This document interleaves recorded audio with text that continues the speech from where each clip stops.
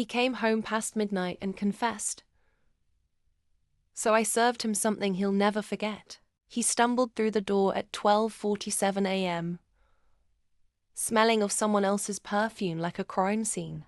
I watched him fumble his keys from the dark and waited on the couch, eyes open like a judge with a calm gavel.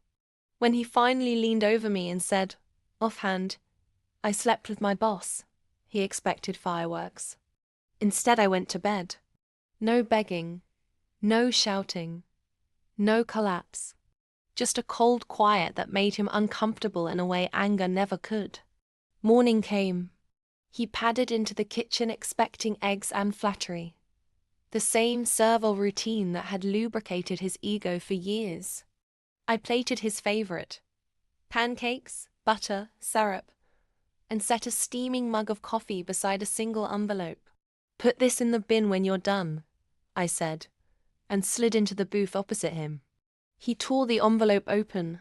Inside, a notarized separation agreement, a copy of the joint account logs already frozen, access codes changed, and a thin stack of printed messages, his text to his boss, her replies, timestamps, and their hotel bookings. The last page was stamped "forwarded to HR," with a header that made his throat go paper white. He sputtered. "You can't." "I already did," I said, and took a bite of pancake as if it were the most mundane thing in the world. He lunged for the phone. His boss called back mid-panicked speech. I muted the call and let it ring into a voicemail I'd already sent to her board. Within the hour, his boss was suspended pending investigation. His email access was revoked. Our bank flagged the accounts. People he relied on for cover were suddenly inconvenient witnesses.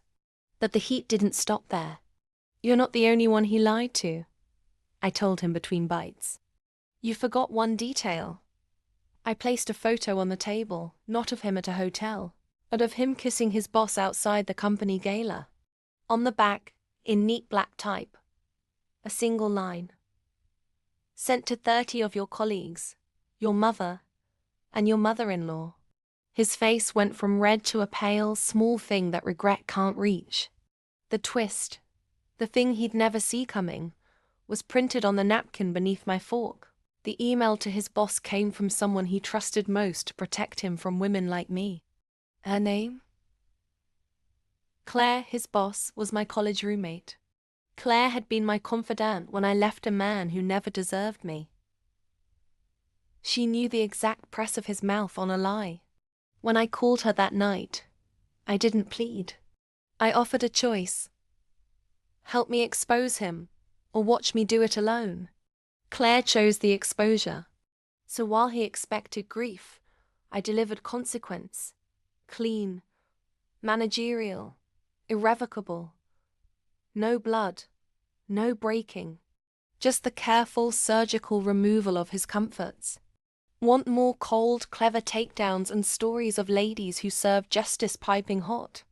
Subscribe now, and hit the bell to never miss the next course. Justice tastes better when it's shared.